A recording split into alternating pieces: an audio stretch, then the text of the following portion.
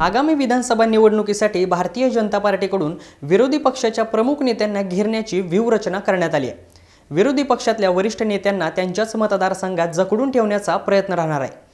या व्यूहरचनेचाच भाग म्हणून महाराष्ट्र प्रदेश काँग्रेसचे प्रदेश अध्यक्ष नाना पटोले यांच्या विरोधात भाजपकडून मोठं आव्हान उभं केलं जाणार असल्याचं चित्र आहे। साकोली विधानसभा मतदारसंघातून भाजप आणि संघाचे माजी विदेश प्रचारक डॉक्टर सोमदत्त करंजेकर हे विधानसभा निवडणुकीला साकोली विधानसभा मतदारसंघातून नाना पटोले यांच्या विरोधात उभा राहणार असल्याची चर्चा आहे।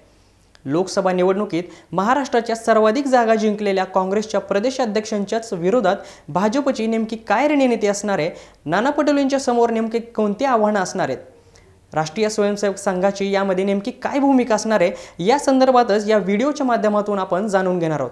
नमस्कार, मी श्रीशैल स्वामी आणि तुम्ही पाहताय फॉर द पीपल न्यूज। पुढे जाण्यापूर्वी आमच्या चॅनलला सबस्क्राइब करा, लाईक व फॉलो जरूर करा।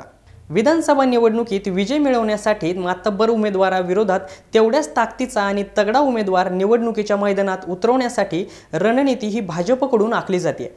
भंडारा गोंदिया लोकसभा मतदारसंघातील साकोली विधानसभा मतदारसंघात काँग्रेसचे प्रदेशाध्यक्ष नाना पटोले हे विद्यमान आमदार आहेत। आता यांच्याच मतदारसंघात भाजपने नाना पटोलेंच्या विरोधात उमेदवार देण्यासाठी तयारी सुरू केली आहे।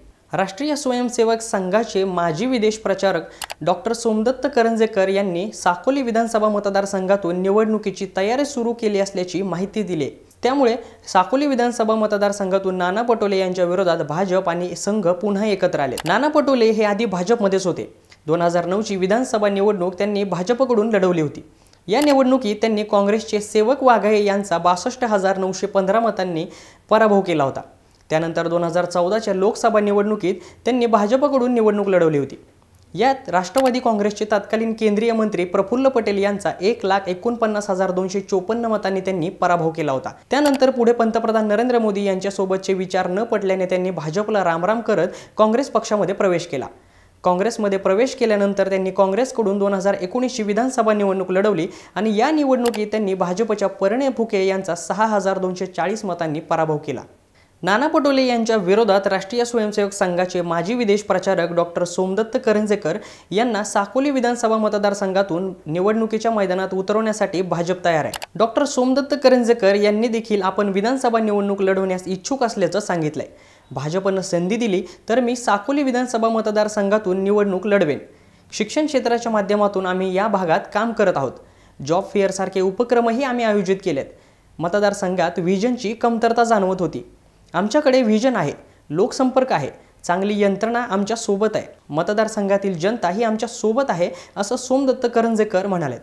नाना पटोले हे दिग्गज नेते आहेत, त्यांचं नाव मोठं आहे, पण 1990 पासून ते सक्रिय राजकारणात असूनही साकोलीचा म्हणावा तसा विकास झालेला नाहीये।